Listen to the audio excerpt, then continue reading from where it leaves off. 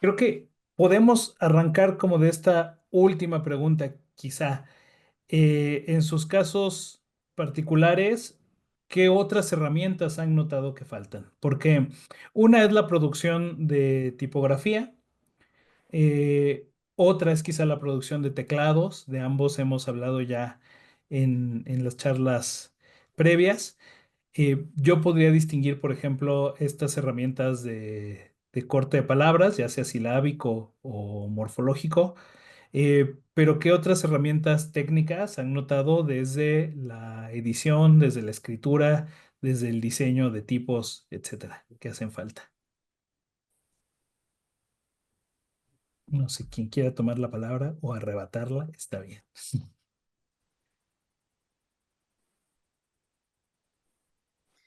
Tal vez aquí, más que herramientas técnicas, pienso que es capital humano. Me acuerdo de lo que de lo que comentaba Phil, que en los libros a veces faltaba un editor o alguien que haga la lectura, el lectorat de los textos en el idioma correcto, o sea, como que hacían una corrección de estilo, pero sin conocer el idioma. Entonces, creo que toda esa parte de poder entrar en contacto realmente con la comunidad hablante es una limitante, o sea, es compleja esa parte, aunque parece que fuera simple, no siempre logramos esa cercanía a veces cuando estamos trabajando.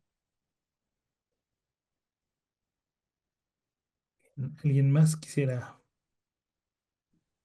Yo creo que algo que también surgió de algunas de las conversaciones, inclusive de tus propias intervenciones, que em, a veces lo que más adolecemos son algunas estrategias de mediación. Es decir, no necesitamos todos ser tipógrafos y lingüistas y todos y todo a la vez, sino más bien tener como herramientas básicas de mediación cultural, de gestoría cultural. Yo creo que eso no puede faltar en los proyectos de diseño en general y los tipográficos en particular. Y lo hacemos de manera bastante intuitiva, pero no sé qué tanto nos formamos en eso. Y creo que sería bastante enriquecedor, pienso yo. Inclusive estrategias de negociación en la toma de decisiones, ¿no? Y la evaluación de factibilidades, ¿no? En algunos de las decisiones, inclusive formales, morfológicas, que de los proyectos que se pusieron, inclusive, por ejemplo, Chris, cuando comentaba, es decir, ¿qué tanto podemos aumentar un bol? ¿Cuál es el elemento que no puede dejar de tener el signo para que se entienda como tal? Y otra cosa que me encantó de la participación de Carolina fue la autocrítica que hizo de su postura previa sobre qué tipo de puso se tenía que usar respecto de ahora. Entonces yo creo que esas cosas son espacios, digamos, de flexibilidad mental, no tanto decir esto es así o es asado, que tiene que ver con negociaciones interculturales y en las que a veces los diseñadores no somos muy flexibles. Lo digo como autocrítica, ¿no? Esa sería una opinión. No sé si estén de acuerdo, pero yo siento que por ahí vamos. Necesitamos eh, tener una cuestión más de gestión cultural.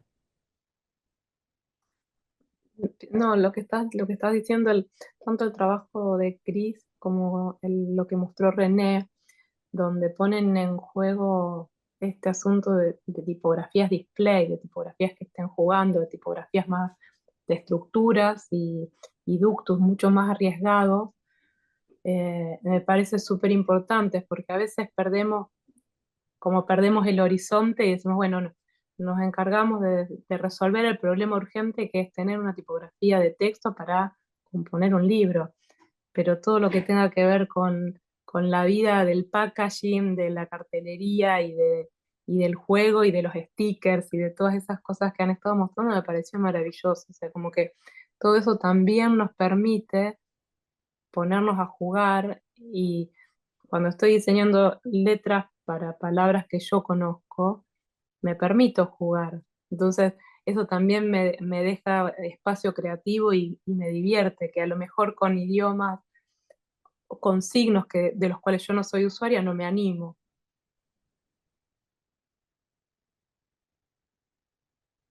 Sí, bueno, paso un poquito a otro tema que es el mismo.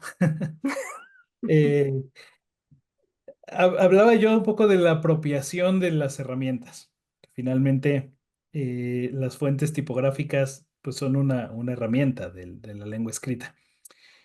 Y me parece que en algunas experiencias que hemos visto en la historia, como en el caso de la tipografía alemana, en la que se han apropiado toda la vida de sus formas, eso sucede porque ahí se inventó la tipografía, porque siempre ha estado accesible la herramienta. Y me lleva a pensar cómo distribuimos las fuentes tipográficas o cómo percibe quienes no hagan directamente diseño de tipografía que se pueden distribuir, qué estrategias puede haber para que haya un contacto también más cercano entre diseñadores, diseñadoras de tipografía o de herramientas con las personas que las usan, ya sean diseñadores o hablantes directamente.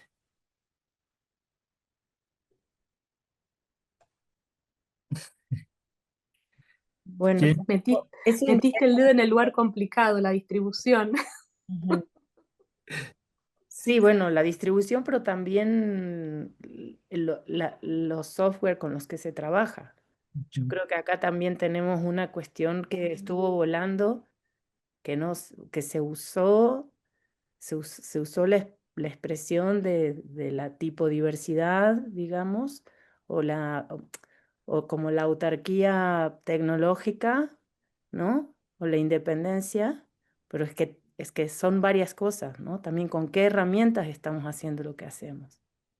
Y yo no sé si es muy utópico pensarlo, pero bueno, creo que todavía estamos un poco lejos del software libre, ¿no? No sé, a lo mejor es algo que hay que pensar, ¿no? En términos de independencia tecnológica. Software cuasi libre hay ahorita, Affinity está como peleándose el espacio, pero el problema más que eso es que justo esos puentes que hagan necesitamos esas conexiones que hablen con estas casas generadoras de software y ver cómo es que es el tema político de inclusión, porque ya lo hemos mencionado, creo que en el multilingüe pasado en otra conversación, que por ejemplo, creo que es el islandés, tiene partición silábica en Adobe InDesign, y allá son como 300.000 personas y el maya lo hablan 400 y cacho de mil y no tiene diccionario dentro del InDesign. Entonces hay mucho activismo que está pendiente por desarrollar y que quizás colectivo, hay que generar este entramado, este tejido, hablando hoy, ¿no? De telas y tejidos. Este tejido que creo que para esto sirven estos encuentros donde se puedan generar esas acciones políticas de alguna manera haga que lleguen al menos los acuerdos más avanzados que hayan en términos de diccionarios y gramática y ortografía de las lenguas originarias para que se incluyan dentro de estas plataformas que las comunidades están utilizando. O sea, ya lo vimos, Phil es un caso, Semilla Corazón, Mixly es otro caso, que son editoriales de comunidades originarias que están publicando libros, que están publicando ciencia, que están publicando poesía, matemáticas, y que pues eso era una pregunta que yo le tenía a Phil hace un rato y era un poco como, ¿cómo solucionan esos problemas? Sé que tiene que ver con mucho ingenio, con, bueno, si no me sale por aquí, le meto un enter y lo que sea, pero sí me gustaría mucho también que nos contaran cómo solventan esos problemas. Pero antes de tu respuesta, quiero cerrar mi idea, y es que es necesario esta conexión americana, latinoamericana, de personas que estamos trabajando no solamente ya sea en generar estos espacios, en hacer tipografía, en hacer software, en trabajar en diseño y poder crear como este gran núcleo de conexión que nos permita tener algún ejercicio político y que nos permita llegar a estas casas productoras de software, porque sí me parecen increíbles todos los proyectos tipográficos que hemos conversado aquí, pero hay como un punto en el que no estamos llegando a crear soluciones o a poder acceder a esas soluciones para las comunidades y las personas que las necesitan para producir publicaciones, libros y demás. Entonces, cierro con esto mi idea y no más quería como dirigirme a Phil para que nos contara un poco sobre la experiencia y otra cosa que también me gustaría que nos contaras un poco sobre el colectivo Colmix, porque creo que muchos de los asistentes aquí no tienen muy claro de qué va y me parece una iniciativa maravillosa de la comunidad Mije alrededor de producir publicaciones, hablar y promover la lengua. Eh, si no es mucho, no te enredo mucho la vida, Phil. Y muchas gracias. Bueno, pues sí, parte de lo que de hecho iba a hablar y se me olvidó, de la partición que luego pues es un problema, es la partición silábica y lo que hemos hecho es, en textos largos pues no hay tanto problema, puedo evitarlas, desactivar la partición silábica y ya, no hay problema con las palabras, pero si son, líneas cortas, lo que solemos hacer es, pues que no estén con, ay, se me fue no estén justificadas, que las cajas de texto no estén justificadas, que estén nada más a bandera izquierda. Entonces eso hace que no sea un problema la partición de sílabas. Y bueno, también mencionar que em, pues parte de lo que hemos estado haciendo, o también Semilla Corazón ha hecho, es como capacitar gente, porque sí, justamente hace falta gente que nos ayude, que también trate de crear, que no sean necesariamente diseñadores, pero que tengan conocimientos básicos de diseño, de composición de textos, de composición de imagen-texto. Y bueno, se han hecho como talleres, cursos rápidos básicos de diseño y tratando también de implementar software libre, como por ejemplo Semilla Corazón utiliza mucho Office libre y bueno, y le ha funcionado, y entonces tiene talleres, hace varios talleres, pues con personas que específicamente están tratando de promover, de hacer crecer su lengua. Entonces, pues con eso van generando pequeños materiales que igualmente se les enseña cómo armarlos, cómo maquetarlos, cómo preparar para la impresión y pues también se les enseña que se puede también utilizar lo básico que tengamos en casa para imprimir, que no necesariamente se necesitan máquinas enormes para producciones de millares, sino se pueden sacar de una pieza, dos piezas lo que se necesita en su comunidad. Entonces es lo que estamos tratando de hacer. Y bueno, Colmix, bueno, quien no conoce un poco, es como, es una organización libre del gobierno, pero bueno, es multidisciplinario. Somos de tenemos distintas habilidades y tratamos de ingresar personas que tengan, que aporten nuevas cosas. Pero bueno, hay lingüistas, hay investigadores, hay diseñadores, tratamos de que sea, pues sí, variado.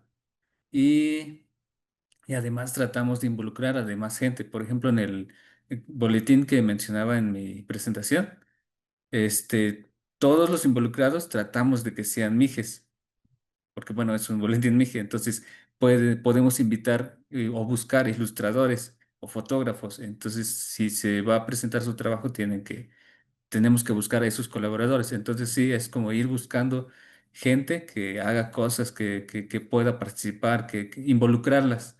La idea es involucrarlas. Y igualmente en los proyectos, ya sea individuales o de Colmix o de Pluralidad Indígena, también lo que buscamos es que los autores que igual y ellos dicen, pues yo nada más escribo, yo nada más hago esto, pero involucrarlos en la revisión de sus textos, darles como pequeños consejos, pequeñas cosas básicas que se revisan en cuanto a textos.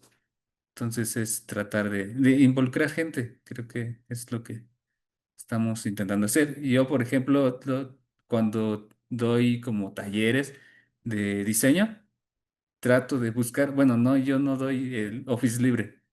Sí, sí tengo como una versión de InDesign que sí es libre, de InDesign, de Illustrator y demás de paquetes de Adobe. Entonces, eso es lo que comparto porque, bueno, a la gente le funciona y voy mencionando herramientas básicas que pueden hacer con esos programas. No sé si respondí bien, falta algo. Sí, sí se entendió perfecto. Yo quería hacer una reflexión y oírlos un poco a ustedes.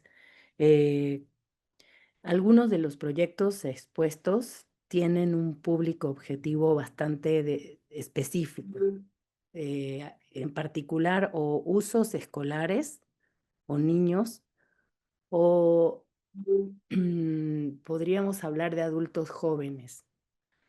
En pocos casos se pintaron o se describieron otro tipo de públicos, ¿no? Eh, y eso me llama un poco la atención, cómo se concibe a ese usuario, no el usuario diseñador que va a aplicar la tipografía, sino el usuario lector. Es decir, sí se habló de legibilidad y lecturabilidad, pero cómo están pensando en esas elecciones tipográficas, las decisiones que están tomando para sus diseños de letras a esos públicos, es decir, esos usuarios creo que todavía pueden hacerse más nítidos los contornos de esos usuarios, más específicos. Están como en una nebulosa todavía un poco más o menos amplios. ¿Cómo los conciben ustedes? ¿Hacen una tipificación por edades, por ejemplo? Y por otro lado, también tendemos a pensar que los usuarios de comunidades los ubicamos predominantemente en espacios de ruralidad, pero acá creo que hay un factor nuevo que es la migración. Y en el caso de México es muy notorio que hay comunidad, o sea, grupos de migrantes muy consolidados de varias lenguas. Ñañú, por ejemplo, es una, pero hay muchísimos que están en centros urbanos, inclusive fuera de México, que no están en espacios de ruralidad. Entonces, ¿cómo conciben esos vínculos con el lugar donde están esos usuarios de la lengua, que no necesariamente son en sus propios territorios, pero hacen uso de sus lenguas, ¿no? Em, bueno, tengo otras preguntas más en torno a eso. Bueno, la voy a hacer de una vez. Hemos escuchado mucho en las preguntas que se ha hablado de la edición bilingüe, el diálogo de algunas de las lenguas con el castellano, pero muy poco hemos escuchado si conciben sus proyectos para una interlegibilidad lingüística con otra lengua originaria, ¿no? En lenguas en contacto, habitualmente lo vemos con la lengua jerárquica o dominante, que puede ser el inglés, el francés o el castellano, pero también tenemos lenguas en contacto, lenguas originarias, e inclusive variantes. El caso de Paul es muy claro, ¿no? Como nos mostró. ¿Cómo conciben esas convivencias y qué decisiones tipográficas toman en relación con eso? Yo sí puedo responder a esta última pregunta. En realidad, cuando trabajo en contraposición, por ejemplo, en el caso este era el guaraní con el castellano, o el tzotmil con el castellano, o el guanam con el castellano, porque utilizo como referencia la lengua que uso. Pero cuando estoy trabajando o testeando, muchas veces digamos, estoy probando palabras y pruebo palabras en inglés, en alemán, en italiano, como que de los otros idiomas, que más o menos para tener una palabra en realidad, para poder, digamos, comprobar si funciona en palabras. Eh, Cuando me pongo del lado ya de por ahí diseñando libros, eh, ahí ya, por ejemplo, he tenido la posibilidad de utilizar Andada en una revista literaria que trabajaba con textos en alemán, en portugués, en castellano, en guaraní y en otro idioma que no me acuerdo. Y la cuestión es que usamos una estrategia bastante parecida a la que proponía Phil de no jerarquizar las lenguas.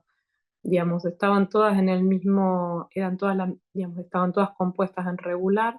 La única diferencia es que la lengua original estaba con un soporte de color, por ejemplo, pero era como para poder identificarlo. Después lo que pensamos era, bueno, cuando empiezo a leer, cada lector va a ir a buscar su idioma. Si yo me enfrento a un texto que está en inglés y sé que también está en castellano, lo voy a buscar en castellano, por ejemplo. Pero no, la decisión tenía que ver, me gustó esto de que no hubiera diferencia. Pero con al momento de estar trabajando y diseñando letras, necesito tener una referencia de un idioma que manejo o de signos que conozco, para poder tener un contexto de una palabra que conozco. No sé si es el caso de los demás.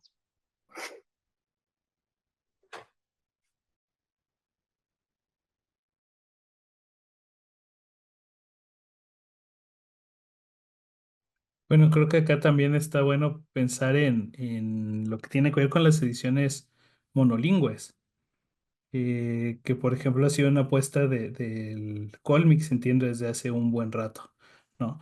O monolingües, pero con varias variantes, y que tiene que ver con el tema más bien político de no filtrar el acceso a una lengua por medio de otra. Me gustaría saber también qué tanto sucede esto en otro contexto, por ejemplo, en el contexto del Cherokee. Eh, ¿Suelen hacerse publicaciones en inglés y en Cherokee o hay o suele haber publicaciones monolingües? ¿Cuál es el contexto? Porque quizá estamos hablando de un contexto que puede ser similar en Latinoamérica, pero no sabemos qué pasa con otro tipo de sociedad como la de Estados Unidos. That's a good question. So almost everything that's published in Cherokee is also published in English because there are about somewhere around 2,000 fluent Cherokee speakers, and all of them also speak English, I would say, at this point. So really our biggest struggle is making new Cherokee speakers at this point. So very few things are published only in Cherokee. It's usually Cherokee and English side by side. So that's why when I'm designing something, I always include the Latin script with the Cherokee script so that everything can be set together. Yeah, I don't know if that gets to it. Thank you. Mm, Por aquí hay una pregunta que salió. Dice, excelente comentario, Marina. Quería preguntarle a Carolina, utilicé como editor su tipografía andada para Tzotzil en la formación de un poemario queer en esta lengua. De antemano le agradezco por ponerla en acceso abierto para que los editores en este idioma podamos utilizarlo. Sin embargo, mi pregunta es, ¿habrán nuevos diseños tipográficos, al menos de su parte, para la lengua tzotzil y guaraní, ya que la diversidad de diseños de tipos le dan dinamismo a los géneros literarios que publicamos? Muchas gracias. Em, bueno, habrá. Caro promete que sí. Sí, sí, por supuesto. Manuel, vos también promete que sí. Yo prometo siempre. Tardo en cumplir, pero prometo. Claro, ese es el asunto. Tardamos en cumplir, pero sí. O sea, en cierta forma está bueno eso, como que tener ya como metodología de trabajo, incorporar de a poco esto, como que sea ya el estándar de digamos, nuestro set de caracteres estándar. Bueno, yo abarco estos idiomas. No importa si, un poco lo que contaba, no importa si esta tipografía me la pidieron para una escuela en Cataluña. O sea, el saltillo lo agregué, no, no estaba obligado, pero si es una tipografía que yo ya sé que va a salir open source, digamos, agrego los signos y además de catalán escribe guaraní. Y quizá para los que diseñamos más en alfabeto latino sea menos complejo hacer esto, ¿no? Tomar esa oportunidad. Mm. Pero me surge también ahí como idea, pregunta, eh, que tiene que ver con por qué tardamos tanto, porque necesitamos también hacer otros trabajos, y sobre la retribución y el financiamiento de los proyectos, ¿no? Por ejemplo, lo que he podido hacer para Lengua Mije, pues es un trabajo voluntario que después he distribuido directamente con la gente de Colmix. Ya me dirá Phil qué tanto funciona, tenemos pendiente una charla más profunda. Pero, ¿cómo podemos financiarlo? ¿Habrá espacio para hacerlo de manera comercial? Eh, ¿O qué estrategias han encontrado ustedes, o si no han encontrado también, para poder financiar proyectos como estos? Por ejemplo, yo esa pregunta se la haría a Ana, cómo está creciendo el proyecto, cómo piensan la distribución. Chris, también me gustaría conocer el tema de tus fuentes, cómo las reciben los usuarios, todas son de retail, has publicado algo en open source, o sea, como que cada uno nos cuente un poquito acerca de justo este tema de distribución y económico de la producción de tipografías para lenguas indígenas. Yay, María Laura, ¿cómo?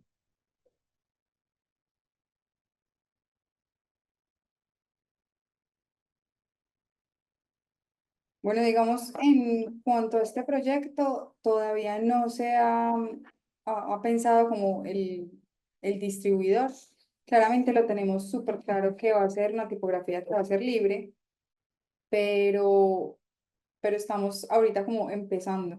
Entonces, eso sería un tema a considerar un poco más adelante, dentro de un par de meses, porque es cerrar el proyecto este año.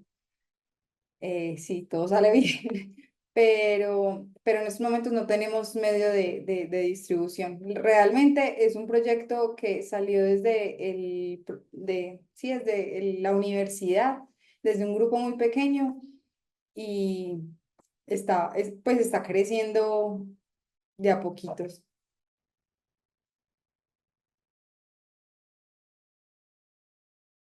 ¿Más alguien tiene experiencias con el financiamiento de proyectos? ¿O todo es trabajo voluntario? Um, I'll say most of that's something I think about a lot is how to get things to people without uh, how to make it available to people without it being prohibitive, the cost, at least. And one of the projects I'm working on is going to be open source and freely available to the community. The Tipotech projects I'm working on, as I think some other people talked about earlier in the day, how Tipotech distributes their fonts to speakers and community members. So that'll be the same way with the Cherokee project. And yeah, with my own designs, that's something I think about all the time is how can I make it more accessible for the people who need to have it. So yeah, I'd love to hear other people's thoughts because that's something I'm still working on.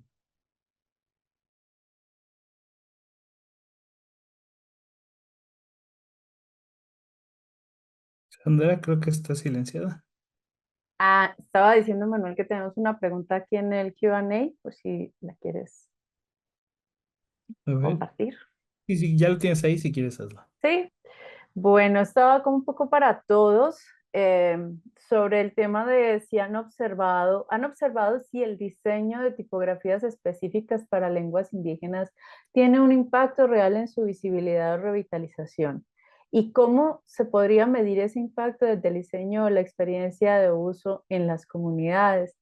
De pronto, si usted, por ejemplo, ¿cómo ha sido la experiencia de los usuarios y si han podido ver ese impacto en la vida real? Si tienen alguna experiencia con ese tema. Si les han llegado buenas nuevas acerca de sus usuarios, por ejemplo, Manuel, que ha tenido la oportunidad de trabajar directamente con las comunidades y ver las cosas maravillosas que publican, pero a partir de eso se podría sacar una medición de ese impacto de la visibilización de las lenguas indígenas. Lo veo complejo, pero cuéntenos ustedes cómo han experimentado el acceso de las comunidades a las tipografías diseñadas específicamente para estas lenguas. Esto va desde el norte de Cris hasta el sur. Sería bueno tener un impactómetro. No, a ver, les contesto porque por alusiones personales. En realidad, creo que yo empecé a trabajar con el pueblo Mije de una manera muy afortunada porque en el primer acercamiento que tuve con Yasnaya Aguilar, lo que me dijo fue, llevamos tiempo queriendo editar y editando y necesitamos herramientas como más precisas. Entonces, bueno, es una fortuna acercarse cuando ya hay una necesidad dada y cuando ya sabes que el proyecto se va a usar. Entonces, bueno, ahí también a veces es bueno esperar el momento en el que se necesita para poder ser más efectivo en el impacto, pero a veces también es cierto que podemos emprender proyectos quizá para comunidades que todavía no empiezan a editar.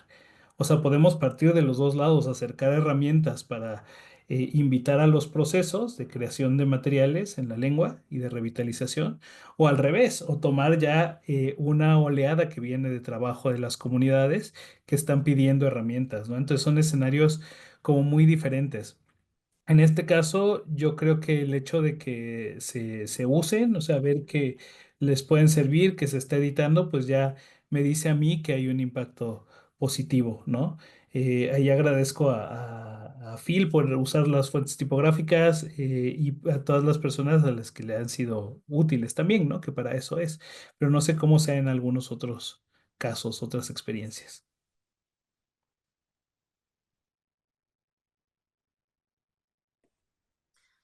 Yo lo que pienso también es que si no hacemos, digamos, si no nos ponemos nosotros a hacer tipografía desde nuestros lugares, o sea, vamos a digamos, va a quedar de vuelta todo invadido en Noto.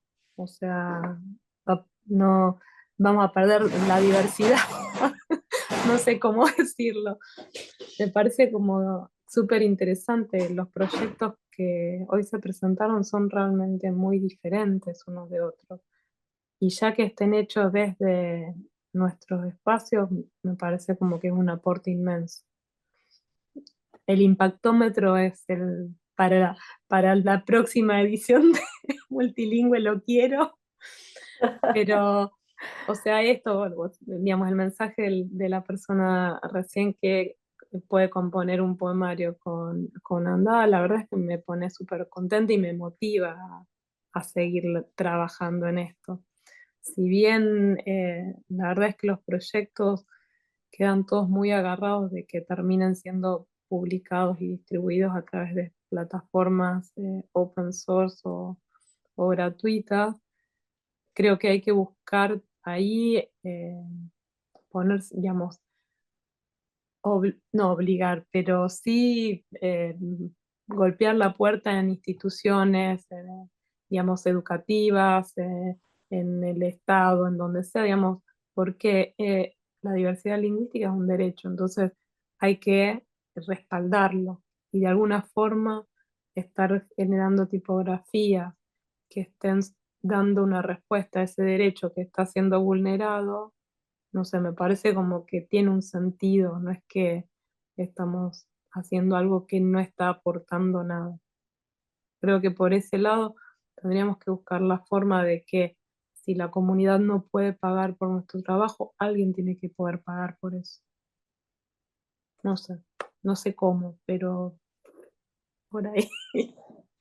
Junto con el impactómetro necesito este solucionómetro. Yo rescato una cosa que se habló hoy y que poco habíamos hablado antes cuando nos hemos reunido en estos espacios, que es también esta otra parte, quizá no es tan urgente como lo es tener herramientas para, para documentar y para escribir algunas lenguas, pero que es también lo que tiene que ver con los estilos gráficos. que también saca de ciertos lugares comunes como la folclorización al tema de los pueblos originarios y de las lenguas originarias, ¿no? Que lo vimos en el trabajo de Chris, lo vimos en el trabajo de René. Y esto que dices ahora, que también se trata de diversificar las formas y por tanto diversificar los espacios, incluso mentales, conceptuales, donde puede estar la lengua. Eh, si no, todo va a ser, no porque noto esté mal, pero eso todo va a ser noto o todo va a ser eh, esta fuente que Chris nos mostró, ¿no? Que digamos, se vuelve como un canon en la forma de las letras y también eso tiene que ver con formar un canon en la forma de pensamiento o en pensar en dónde puede estar la lengua escrita. Entonces, entre más espacios abarque una lengua, entre más espacios conceptuales y físicos y estilísticos abarque una lengua, pues también eh, es más probable que siga viviendo, ¿no? Y que siga, pues, vital, no solo sobreviviendo, sino viviendo en todos los espacios. Hay muchas oportunidades de trabajar, porque habitar el espacio con tipografías es también lo que hace que se convierta en una cotidianidad, que es un poco lo que René ha hecho en su conferencia pasada, mostró señalización en lenguas indígenas, señalización de las calles, habitar el espacio, y entre más tipografías tengamos para poder vestir los empaques, productos, servicios, lugares, a partir de la diversidad que nosotros traigamos como diseñadores y que se pueda brindar a las personas, pues más más se va a habitar esa cotidianidad con nuevas tipografías. Hay, creo que tenemos, y hablo en términos de los diseñadores de tipografías, una gran oportunidad y también hay que hacerlo con el tacto, la ética y el trabajo en equipo que este tipo de proyectos requieren, ¿no? Que es un poco ver el ejercicio que hizo Ana o cómo se aproximó, cómo ha sido ese acercamiento. También lo que vimos con el equipo de Typotech, cómo lograr conectar con las comunidades a profundidad y no solamente apropiarnos de cosas, que eso es también un tema delicado acerca de la ética con la cual nosotros llegamos a, a querer entrar en esos escenarios, imposición de cosas, imposición de ideologías, o sea, hay muchas cosas ahí que también necesitamos hablar alrededor de la ética de trabajo con comunidades, con lenguas indígenas, que ya se hablaba, Ana, esto que hacía referencia al extractivismo, y que también es un tema que hay que conversar. Pero bueno, este, si alguien quiere añadir ya algo más para cerrar, estamos ya sobre los últimos minutos de Multilingüe. Bienvenido.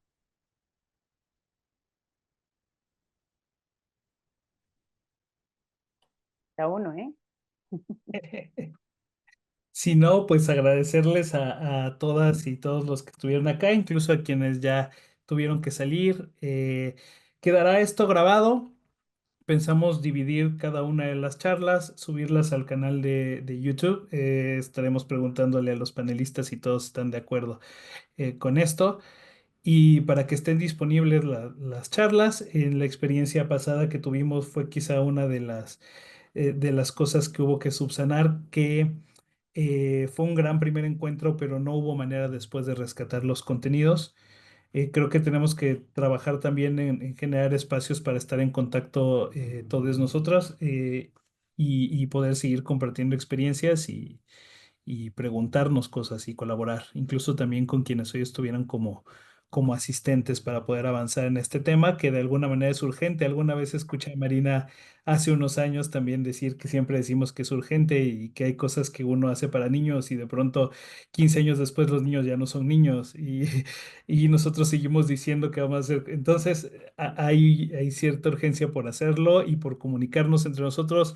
Veo con gusto que cada vez se avanza más, que cada vez hay más proyectos y más experiencias en cómo hacer las cosas, ¿no?